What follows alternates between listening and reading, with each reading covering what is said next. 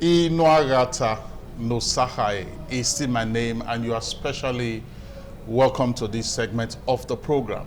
We have been looking at engaging emotional intelligence to drive workplace productivity, and we have been doing that from a case scenario perspective. Since the last 3 to 4 weeks, we have looked at different case scenario, situated in the public sector, in ICT, in health, and then we have looked at how the presence of self-awareness and self-regulation, which are two key pillars of emotional intelligence, how they help manage crises, in the workplace, especially as it relates to, government agencies and government parastatal. Today, we are also going to look at the effects of the absence of self-awareness and self-regulation in the Nigerian State Ministry of Education. That is the case scenario we are going to be considering this morning. The effect of the absence of self-awareness and self-regulation in the Nigerian State Ministry of Education. Now, emotional intelligence, for the benefit of those that are joining me on this series for the first time, I've always defined emotional intelligence within the workplace context. And within the workplace context, I've said that emotional intelligence is your ability as a leader, it's your ability as a boss, it's your ability as a team head to ensure workplace emotional stability with the knowledge of how to manage your emotions and the knowledge of how to manage the emotion of your people, of your workers, of your team members, or of your employees. This is very, very important. And self-awareness, which is the foundational pillar of emotional intelligence, is understanding how your emotions, how your drives, how your strengths and weaknesses, how they affect outcome. How does your emotions, how does your drive, how does your strengths and weaknesses affect your behavior? How does it affect other people? How does it affect performance outcome in the workplace? That is what self-awareness is summarily all about. Self-regulation is the ability to control or redirect, disruptive impulses so as to adapt behaviors for optimal results. Self-regulation is about being able to lead and manage yourself for better outcome. These are very key, foundational points you need to understand, foundational nuggets you need to understand concerning emotional intelligence. And today, like I said, we are looking at the effect of the absence of self-awareness and self-regulation in the Nigerian State Ministry of Education. That is the case scenario we are considering this morning. And the case scenario goes talks. It is the beginning of a new academic term. A circular is released from the ministry announcing an immediate redeployment of over 200 secondary school teachers across several local government areas. However, some postings contain errors. Rural hardship allowances were not clearly addressed. Several teachers were moved without prior consultation. Within 48 hours, teachers' unions issue protest threats. Social media begins criticizing the ministry. Principals complain about staff shortages. Radio stations pick up the story. Excuse me. An emergency management meeting is called. Now, we are going to look at what happened in this case scenario in the Nigerian State Ministry of Education, in the absence of self-awareness. That is what we are going to zero on first of all. An emergency meeting has been called, and then let's just see how it progresses. Absence of self-awareness. The Honorable Commissioner for Education enters the meeting already angry. He feels embarrassed by media criticism. He feels threatened by union pressure. He feels personally attacked by social media commentary. But he does not recognize these emotions. Instead of acknowledging his frustration internally, he interprets everything as insubordination. He says, these teachers are ungrateful. Nobody should question my authority. Now, because the Commissioner of Education, in this case scenario of a Nigerian State Ministry of Education, because he lacks self-awareness, he does not realize his fear of losing control is driving his reaction. Because he lacks self-awareness, he mistakes systemic feedback for personal disrespect.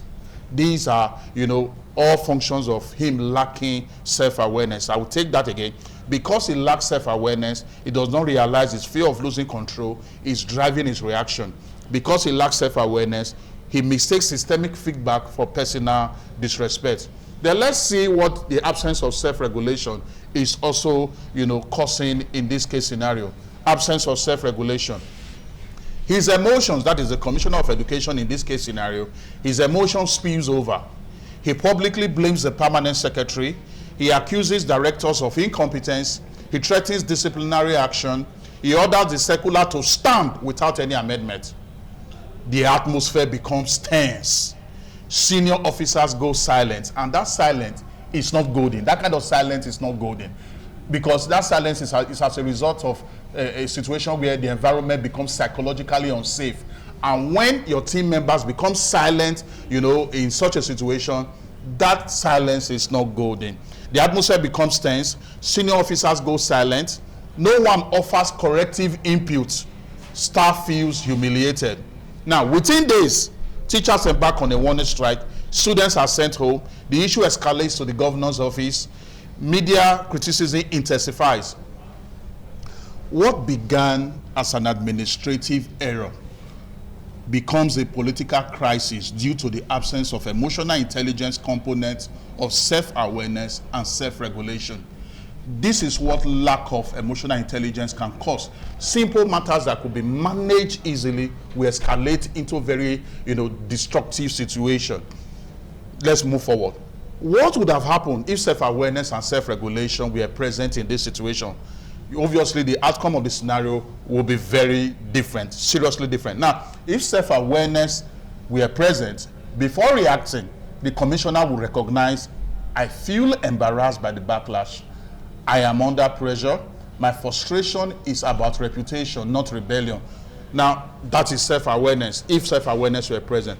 By understanding his emotional triggers, he will separate personal ego from institutional responsibility. That is what self-awareness will help to do in this kind of situation. That self-awareness will prevent defensive leadership. Now, what will happen if self-regulation were present? Instead of reacting emotionally, he might say, that is the commissioner, he might say, this situation is serious. Let's calmly review the facts and address legitimate concerns. He would invite honest feedback. He would ask why consultation gaps occurred. He would consider phased implementation. He would engage union leaders constructively, not emotionally. Now, because emotions will be controlled, staff will speak openly. Because why would they speak openly? There is psychological safety. The man is willing to listen. He has been able to control his emotion, starting from the foundation of self-awareness. He migrated into self-regulation, and everybody feels safe to contribute. So because emotions will be controlled, staff will speak openly, corrections will be made quickly, teachers' concern will be addressed, industrial action will likely be avoided, the circular will be revised, the circular could be revised within 72 hours, preserving authority without escalating situations. So in conclusion, what are the practical lessons from the case scenario for Nigerian public sector leaders?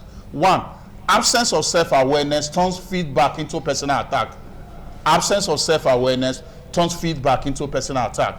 Without self-awareness, leaders interpret criticism as disrespect rather than information. This leads to defensive and ego-driven decisions. Two lessons for Nigerian public sector leaders from this case scenario. The second lesson, absence of self-regulation escalates small errors into big crises. When leaders react emotionally through threats, shouting, or rigid directives, tension multiplies and silence replaces solutions.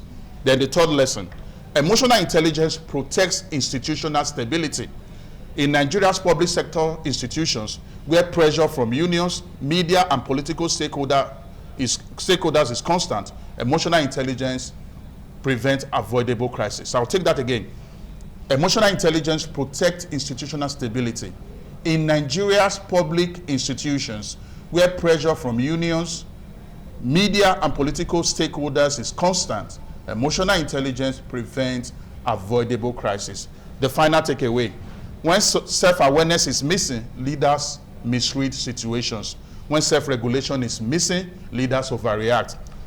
But when both are present, authority is preserved, teams feel safe to speak, problems are corrected early, crises are prevented. In public service, emotional intelligence is not optional. It is essential for sustainable leadership. I believe that lots of value have been added to you today.